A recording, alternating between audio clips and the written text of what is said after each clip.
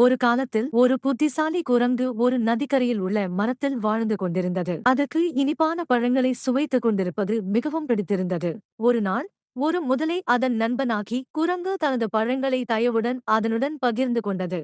ஒரு நாள் முதலையின் மனைவி பொறாமையுடன் குரங்கின் இதயத்தை சாப்பிட வேண்டும் என்று விரும்பினாள். அது அவளுக்கு சக்தி வாய்ந்ததாக இருக்கும் என நம்பினாள். முதலை நண்பனை மோசம் செய்ய விருப்பமில்லாததாலும் மனைவியின் கோரிக்கையை நிறைவேற்றும் நோக்கிலும் குரங்கிடம் மோசம் செய்ய முடிவு செய்தது.